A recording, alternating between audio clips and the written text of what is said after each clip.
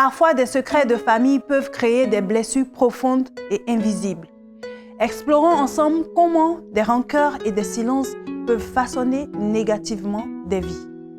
Bienvenue dans ce nouveau numéro de Raconte-moi ta cicatrice. Installez-vous, c'est parti.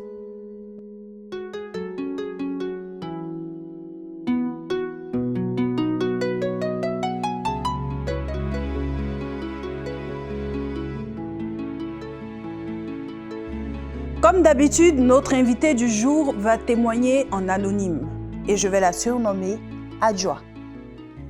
Adjoa, bonsoir. Bonsoir, Tata Odo. Alors, si tu es là ce soir, c'est parce que tu as une histoire à nous raconter, tu as une cicatrice à nous révéler. Et merci d'avoir choisi le plateau de Raconte-moi ta cicatrice pour le faire.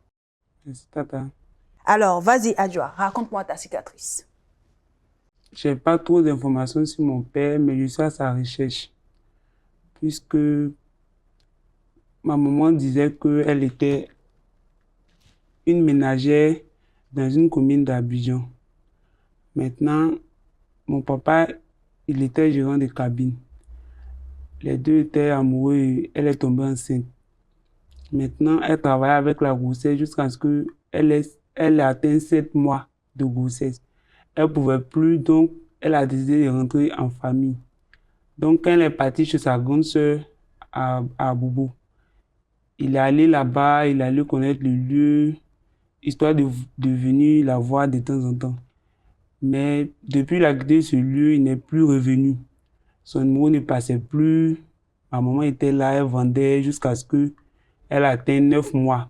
Maintenant, elle ne pouvait pas accoucher chez sa grande sœur puisque la maison était petite.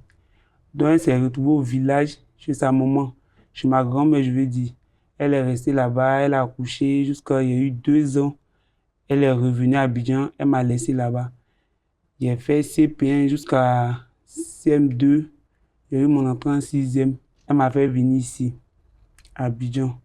Puisqu'on m'avait orienté dans un village où on ne connaissait personne. Donc, elle m'a fait venir à Abidjan. J'ai fait 6e jusqu'à terminale. Maintenant, en terminale, je suis tombé enceinte de ma fille. Maintenant, j'allais à l'école avec la grossesse jusqu'à ce qu'on compose. Après mon bac, je l'ai informée.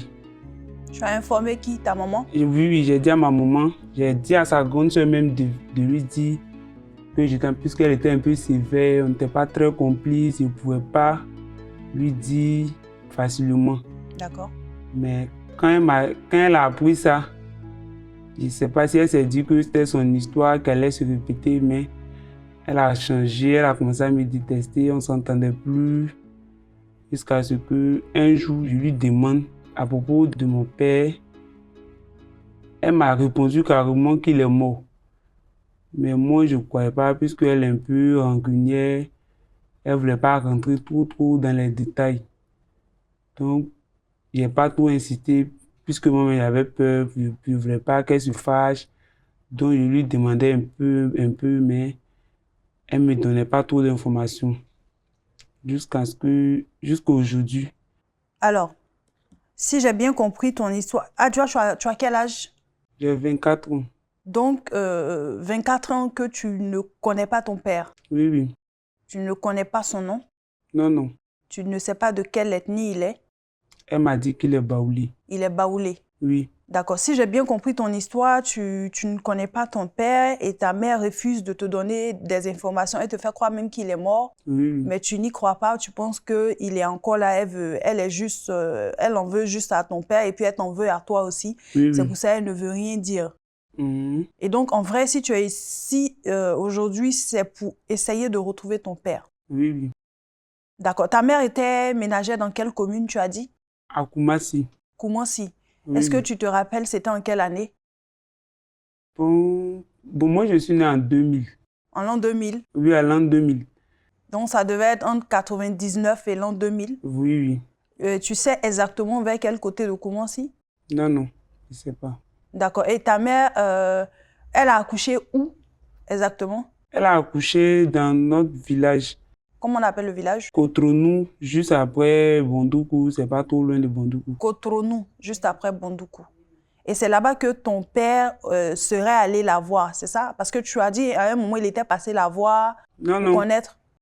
Quand elle était à 7 mois de grossesse, elle ne pouvait plus travailler avec la grossesse. Elle est venue chez sa grande sœur à Bobo Avocatier. À Bobo Avocatier. Oui, oui, à la pompe précisément. À la pompe. Voilà. Il est venu connaître les lieux, voir même, histoire de venir la voir souvent. Mais depuis qu'il est quitté là-bas, il n'est plus allé. Il n'est plus revenu selon les informations que ta mère t'a données. Voilà, il n'est plus revenu et son numéro ne passait plus. Ok.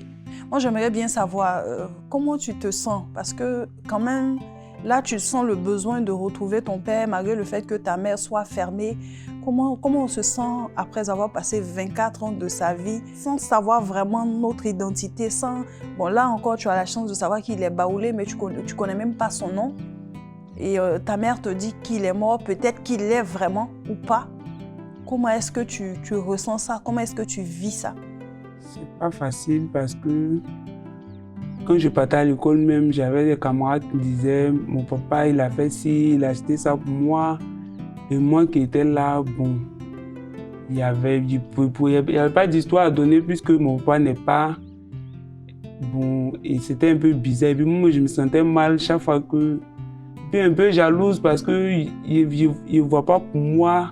C'est mes camarades chaque fois qu'ils disent mon papa a fait ci, mon papa a fait ça. Moi, je n'ai rien à dire. Tu ne comprenais pas pourquoi le tien, il n'était pas là. Voilà.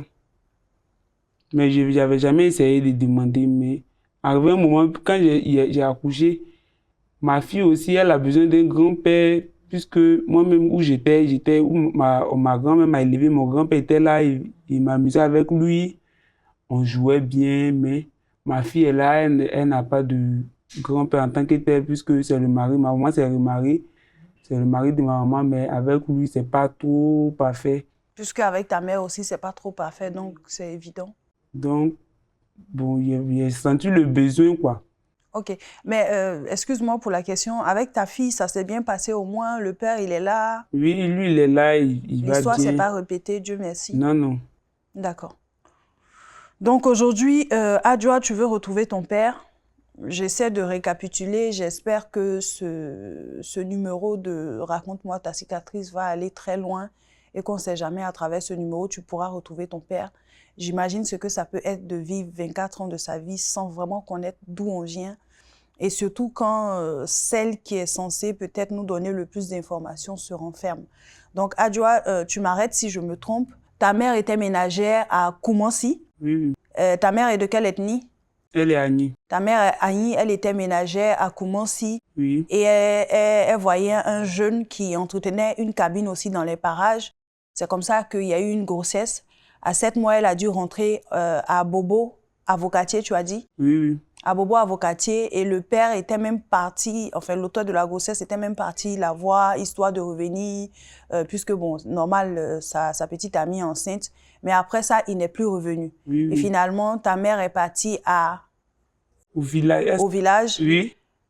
À Cotronou. Cotronou? Oui, oui. Non loin de Bondoukou, tu as dit? Oui, oui. Non loin de Bondoukou, c'est là-bas qu'elle a accouché.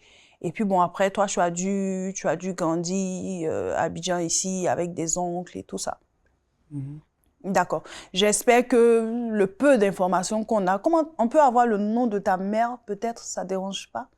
Elle s'appelle Brou Aqua Rosalie. Brou Aqua Rosaline. Rosalie, oui. Brou Aqua Rosaline, qui a été ménagère dans les années 99-2000, à Koumansi, qui a eu une relation amoureuse avec un jeune gérant de cabine et qui a donné naissance à une fille. Et cette fille, aujourd'hui, aimerait connaître son père parce qu'elle sent le besoin, elle sent sûrement le vide qu'il y a en elle. Alors, Adjoa, dans cette émission, on a une rubrique qu'on appelle le speed coaching. Parce que vous quand même, vous prenez le courage de venir nous raconter votre histoire, votre cicatrice. Nous, de notre côté, on aimerait un tant soit peu vous apporter quelque chose. Donc, on a coach Micheline qui est avec nous, qui va essayer de s'entretenir avec vous pour essayer, comme elle peut, de résoudre ou pas une problématique pour vous aider à aller mieux malgré tout. Parce que même si aujourd'hui vous recherchez votre père, je suppose que vous avez quand même un mal-être. Votre épanouissement est un peu freiné par le manque de ce visage paternel. Donc avec coach Micheline, on va essayer d'apporter ce qu'on peut par rapport à la cicatrice ou à la blessure que tu portes. Speed coaching maintenant.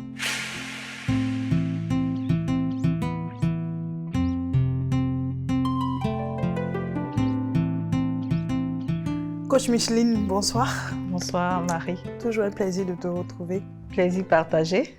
On a Adjoa aujourd'hui avec nous. Son cas est spécial, mais je te laisse échanger avec elle. D'accord. Adjoa, bonsoir. Bonsoir, Tata. Comment vas-tu? Je vais bien chez vous. Ça va, merci. Alors, j'ai suivi ton histoire. Je comprends déjà ta démarche. Et puis, bravo d'avoir parcouru tout ce chemin-là, malgré l'absence paternelle et puis la situation qui n'était pas très évidente. Aujourd'hui, tu as le baccalauréat, c'est bien cela? Oui. Bravo. Alors, nous sommes ici aujourd'hui, toi et moi, nous allons échanger quelques minutes, d'accord? Et l'objectif, c'est véritablement de trouver une solution à un problème que tu vis qui est lié à ton histoire. D'accord? Oui. Et j'aimerais que tu me dises, au bout de notre échange, avec quelle solution voudrais-tu repartir? Bon, je veux retrouver mon père. Ok, tu veux retrouver ton père. Oui. Ok. Et qu'est-ce qui t'empêche de le retrouver aujourd'hui? Ce qui m'empêche, c'est que je n'ai pas d'informations. Je ne sais pas où rentrer, puisque maman même refuse de me donner même son nom. Donc, je ne sais pas comment le rechercher, parce qu'aujourd'hui, avec Facebook, au moins si je connaissais son nom, je pouvais aller sur Facebook, taper, et puis regarder. Mais il ne connaît pas son nom, même quand je lui demande, elle dit non, ce n'est pas important, donc je ne sais pas. Ok. Tu es convaincu que ta maman connaît son nom? Oui, elle le connaît. Ok. Est-ce que tu penses qu'en connaissant son nom, ça te faciliterait la tâche? Bon, son nom, plus son visage aussi, puisque moi, je ne le connais pas. Ok. Mais est-ce que tu penses que ta maman a une image de lui, a une photo de lui? Bon, on m'a dit qu'elle avait, mais après ça, elle a tout déchiré. D'accord. Est-ce qu'il y a une possibilité pour toi de connaître le nom de ton père? Est-ce qu'il n'y a pas quelqu'un qui pourrait t'aider à convaincre ta maman? Bon, quand je demande, les gens refusent, puisque elle-même, c'est elle-même la concernée qui doit me donner les informations.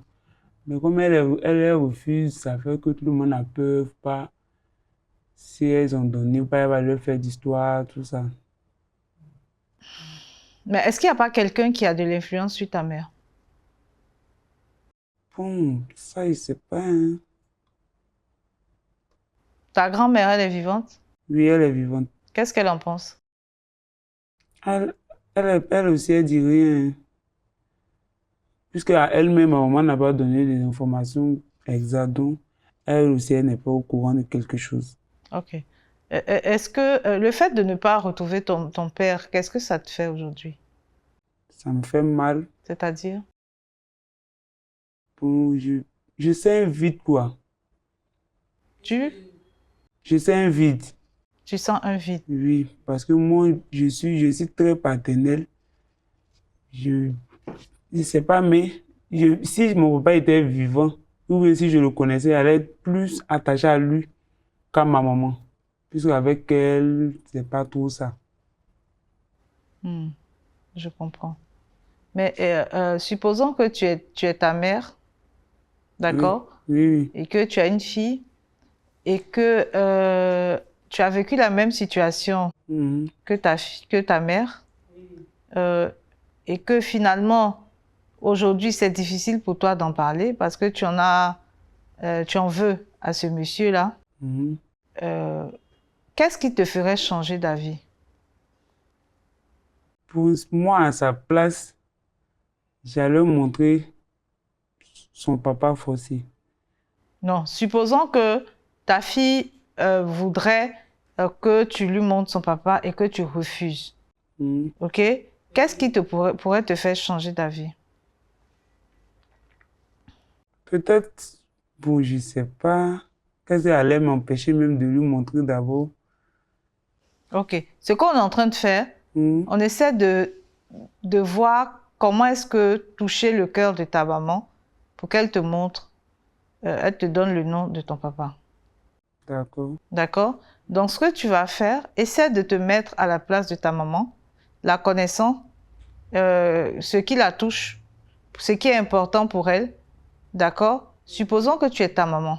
Oui, oui. Et que ta fille souhaiterait rencontrer son père. Qu'est-ce qu'elle te dirait qui va te toucher? Elle devait me montrer le besoin, le sentiment vraiment qu'elle a envie de voir son papa. Et puis, bon, je pense que c'est tout. Hein. Ok, est-ce que tu as vraiment montré ce sentiment à ta maman? Oui. Ok, ça veut dire que ça ne suffit pas. Qu'est-ce qu'elle devrait faire d'autre? Quand tu dis tu as montré ce sentiment à ta maman, tu l'as montré comment? Je lui demande, puisque je ne voulais pas, quand je lui demande, elle se fâche. Donc, je ne veux pas trop la blesser. Donc, je regarde le jour qu'elle est contente. J'essaie de causer avec elle, poser des questions. Mais elle souffre pas. Elle souffre pas, elle me donne pas d'informations. Est-ce que ta maman sait aujourd'hui que cette situation est difficile pour toi?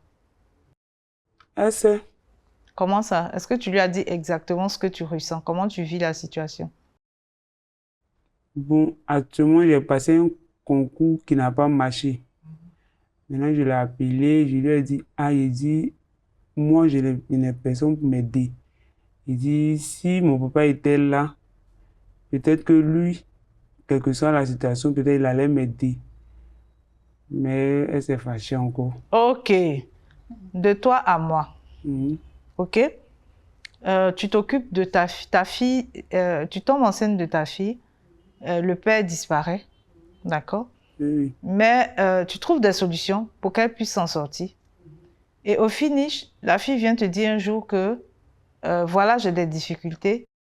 Si mon père était là, il allait m'aider. Ma vie allait être mieux. C'est ça, non? Oui, oui. Comment est-ce que tu allais te sentir? Un peu coupable. Un peu coupable, quoi d'autre?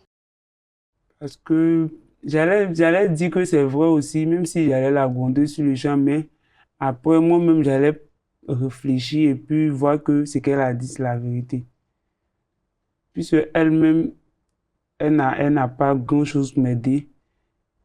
Bon, je suis là comme ça.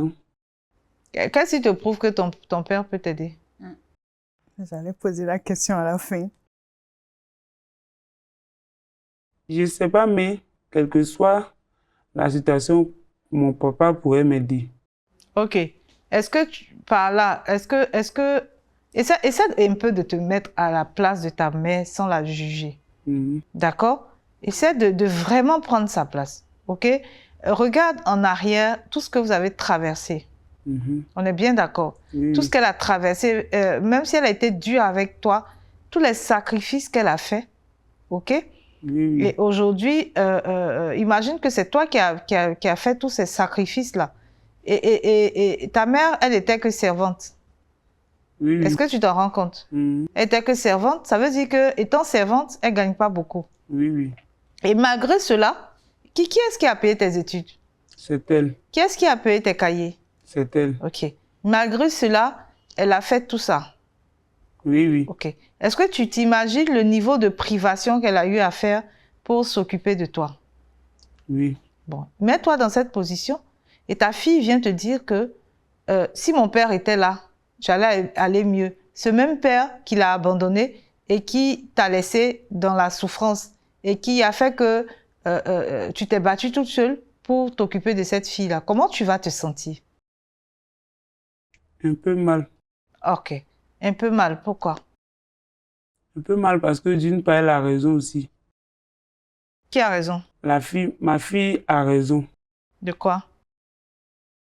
Un peu parce que elle a raison de demander après son père. Même si elle le retrouve qu'elle ne va pas aller chez lui, même si elle retrouve son papa, elle ne va pas déménager chez lui pour laisser sa maman. Peut-être qu'ensemble, vous allez trouver des solutions. Maman pourra s'expliquer, papa pourra s'expliquer, et puis ensemble, on va trouver des solutions. Mais quand elle cache, je ne vois pas, je ne sais pas comment elle va. Peut-être si elle s'exprime, quand elle va le voir, si elle s'exprime, elle va se libérer un peu, puisqu'elle a mal. C'est pourquoi elle ne veut pas le montrer. Ok. Le fait que tu aies dit ça à ta mère, à ton avis, comment elle s'est sentie? Non, je ne lui ai jamais dit ça. Tu lui as jamais dit quoi? Ce que je viens de dire.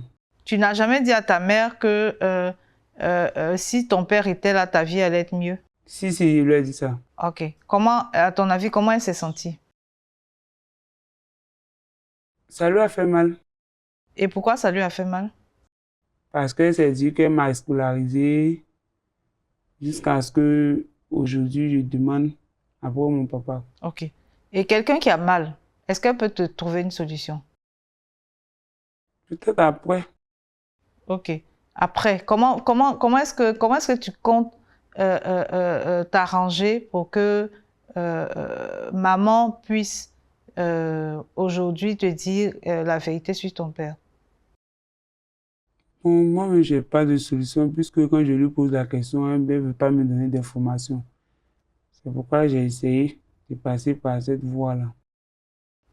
Est-ce que depuis que tu es avec ta maman, tu as apprécié l'effort qu'elle a fait pour toi? Si. Tu le lui as dit? Oui. Et comment? Je lui montre chaque fois que c'est grâce à elle, je suis ici, en lui faisant des cadeaux, souvent. Mhm. Bon, ok. Donc tu penses qu'il n'y a aucun moyen de faire changer d'avis à ta mère? Bon, peut-être quelqu'un d'autre pourrait lui faire changer d'avis, sinon moi, Ok, quelqu'un d'autre là, ce serait qui? ça je sais pas, hein, je sais pas avec qui elle est très complice. Je sais pas. C'est ta mère, non? Oui, Mais apparemment, elle n'est pas très proche de sa mère, c'est bien ça? oui. À part faire dire à ta mère qui est ton père, est-ce que aujourd'hui tu es venu à cette émission? Oui. Est-ce qu'il y a d'autres endroits auxquels tu as pensé ou tu pourrais penser d'autres méthodes pour retrouver ton papa? Bon, je vois pas de méthode à part elle. Non, à part cette émission. Oui, Tu n'as pas tu n'as pas une idée d'une autre méthode? non. Et qu'est-ce qui t'a fait venir à cette émission? Comment tu es arrivé ici? Bon, j'ai vu l'émission sur la page Facebook de Tata Odo Mhm, qui a dit que ça allait commencer bientôt. mhm, Donc j'ai postulé mhm. et puis, bon, on m'a répondu un jour. Moi, je ne pensais même pas que quelqu'un allait me répondre puisque j'ai essayé plusieurs fois sans suite. Bon, ok, c'est grâce à Facebook, n'est-ce pas? Oui. Comment tu pourrais utiliser Facebook aussi d'une autre manière pour pouvoir intensifier tes recherches? Bon, si j'ai une fois vu sa photo, je connais son nom, je pourrais chercher et puis quand j'ai tapé son nom et puis je vais voir sa photo, je vais savoir que c'est lui qui est là. Mais ici, tu n'as pas sa photo, tu n'as pas son nom, mais tu es là, non? Oui. Ok. Comment pourrais-tu, n'ayant pas sa photo et son nom, faire que sur Facebook, tu le recherches, par exemple? Si j'ai pas sa photo, j'ai pas son nom, je ne pourrais pas le rechercher sur Facebook. J'allais le faire depuis... Tu as une page Facebook? Oui. C'est un profil. Tu as un profil? Oui. Est-ce que tu pourrais, tu te sens capable d'écrire ton histoire sur ton profil et demander aux gens de partager? Non. Pourquoi?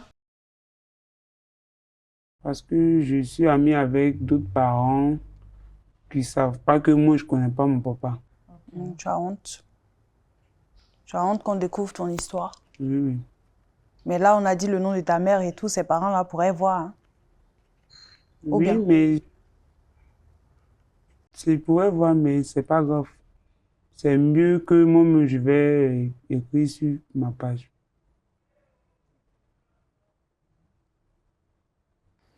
Donc, finalement,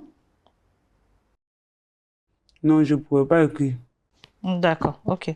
Donc, on va s'en tenir à l'émission et espérer que des personnes pourraient retrouver ton père. C'est bien cela? D'accord.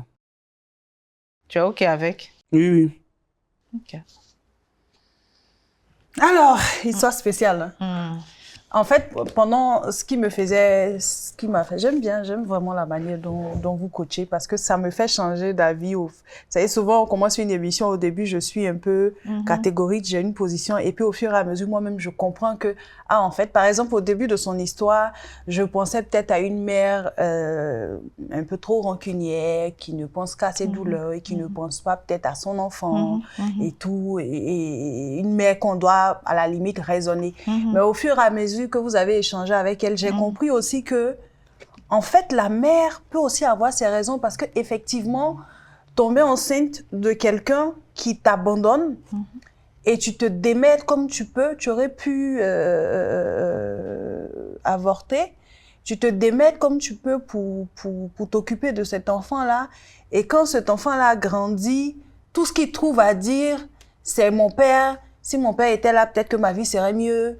Et tout ça. Après, on néglige aussi le ressentiment de la maman, Adjoa. Je pense que d'un côté aussi, il faut que tu essaies de te mettre à la place de ta maman. Elle en a souffert aussi. Toi, heureusement pour toi, tu es tombée enceinte, le père a été là. Imagine que toi, bon, peut-être toi, avec la situation que tu as vécue, ton cœur est un peu plus ouvert, mais imagine que toi, tu tombes amoureuse d'un gars, vous vivez votre histoire et tout, tu tombes enceinte et puis le gars, il disparaît. Dieu seul sait les sacrifices que tu pourras faire pour que cet enfant-là grandisse. Et puis, quand cet enfant grandit à tout moment, et puis après, je pense que ça doit dépendre aussi de la manière dont tu poses la question. Parce que, par exemple, si tu dis à ta mère, si mon papa était là, ma vie serait meilleure, ça doit la frustrer forcément. Ça doit la frustrer et je pense pas aussi que c'est la meilleure manière pour qu'elle te dise. Est-ce que tu as essayé la manière douce? Ah, maman, vraiment, tu as fait beaucoup pour moi, je suis reconnaissante. Mais tu vois, je sens un vide parce qu'un enfant normal, il y a un père, il y a une mère et tout ça. Est-ce que tu essaies la manière? Parce que tu m'as dit que tu n'as pas de bon rapport. Peut-être vous êtes toujours resté dans des fights et tu as toujours posé la question d'une manière plus ou moins blessante. Non, non, j'ai essayé ça, cette manière dont vous parlez, j'ai essayé plusieurs fois. J'ai essayé ça même. Puisque je ne veux pas parler de ça, quand je parle de ça, elle se fâche. Donc, je ne me rappelle même pas avoir posé la question 3 fois. Maintenant, c'est récemment, quand j'ai passé le concours, ça n'a pas marché. Là, c'était un ras-le-bol, en fait. Voilà. Genre, tu n'en pouvais plus.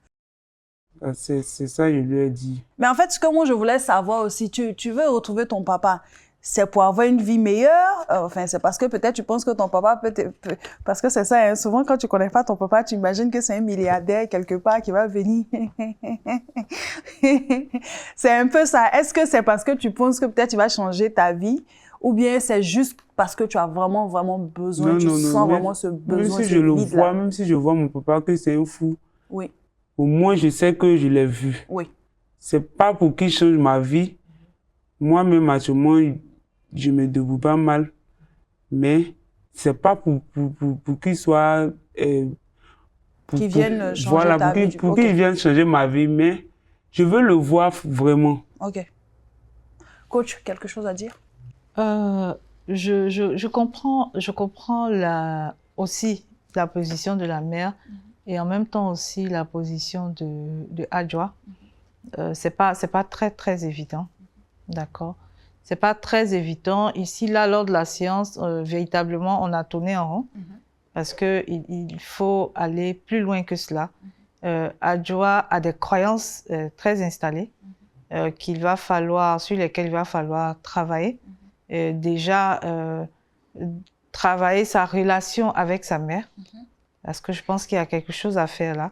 Et parce qu'en l'écoutant, ce que moi j'ai ressenti, il y a beaucoup d'accusations. vis-à-vis de sa mère. Au point où, quand on lui demande de se mettre à la place de sa mère, elle reste encore dans le jugement. Elle n'arrive pas véritablement à comprendre la détresse que vit cette femme. D'accord? Donc, il y a véritablement à faire un travail là-dessus. Parce que tout compte fait, là, elle est en train de chercher son papa un peu dans le vide, sans véritablement d'informations. Alors que pour trouver quelqu'un, il faut un minimum d'informations. D'accord? Et les informations qu'elle recherche, sa mère les a. Sa mère les a. C'est-à-dire que la solution se trouve auprès de sa maman. Donc, l'idéal serait de réfléchir et voir comment faire pencher le cœur de sa mère. Déjà, améliorer leur relation. Je pense que c'est ce qui est primordial. C'est vrai qu'elle cherche son père, mais déjà améliorer leur relation. Et cette maman-là est toujours dans la souffrance d'abandon, là. D'accord? C'est véritablement, elle est dans un sentiment, elle vit la souffrance de l'abandon, de la trahison. D'accord? Parce que si elle avait passé cette douleur-là, je pense que ce serait facile pour elle de véritablement donner des informations sur le père. Déjà, c'est véritablement faire prendre conscience que il y a quelque chose aussi à faire au niveau de la maman. D'accord? Il y a quelque chose à faire au niveau de la maman et trouver un moyen de pouvoir expliquer à cette maman-là que le fait qu'un enfant ne voit pas son père, il y a des implications très graves. Il y a des implications très graves. Peut-être qu'elle le fait parce que elle a mal et qu'elle veut éviter aussi à sa fille des désillusions. Mais par derrière, il y a aussi des situations graves qui risquent de mener sa fille à faire des choix qui ne sont pas justes pour elle, parce qu'elle est à la recherche d'un père. Ce vide-là peut l'amener à le combler d'une autre manière, ce qui peut être très délicat. Et donc, j'interpelle cette maman-là. J'espère qu'elle va regarder l'émission, de sorte à ce qu'elle puisse permettre à sa fille au moins de mettre un visage sur son père. C'est le minimum pour que Adjoa puisse retrouver son identité, savoir qui elle est, comprendre ses origines, c'est fondamental dans la construction de quelqu'un. Voilà, en fait. Et j'interpelle ici toutes les mamans qui ont vécu ces situations, qui aujourd'hui, parce qu'elles ont mal, elles coupent leurs enfants du géniteur. Je les interpelle parce que je sais qu'une mère aime toujours son enfant et dans cet amour-là, on ne souhaite pas que notre enfant souffre, alors que cette situation conduit véritablement à des souffrances émotionnelles et c'est important que chaque personne prenne conscience de cela et véritablement épargne les enfants des conflits des adultes, en fait. Parce que les enfants ne sont pas responsables. Oui. Voilà. Alors, Adjoa, imagine que ta mère, elle regarde cette émission. Parle-lui brièvement, de la manière la plus douce qui soit. Parle-lui. Et bon, espérons, même quand l'émission va sortir, là, coupe la partie là et puis envoie-lui. Elle a WhatsApp, non? Oui, oui. Tu coupes la partie là et puis tu lui envoies. Vas-y, parle-lui. Maman, tu sais que je t'aime beaucoup. Je t'aime. Je sais que tu sais que je t'aime. Mais le fait que je ne vois pas mon papa, ça me dérange beaucoup. Ça me dérange et puis je sens un vide. Donc, je te demande pardon. Je te demande pardon du plus profond de mon cœur. Je voulais que tu puisses me montrer un jour mon papa. Parce que vraiment, j'ai besoin de lui. D'accord.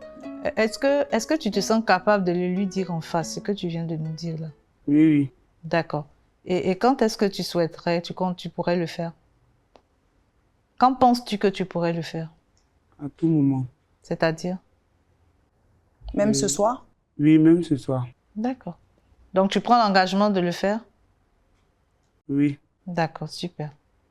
Alors, maman, vous, Rosalie, si tu nous regardes, si tu as l'opportunité de voir ce numéro de Raconte-moi ta cicatrice, ta fille est là.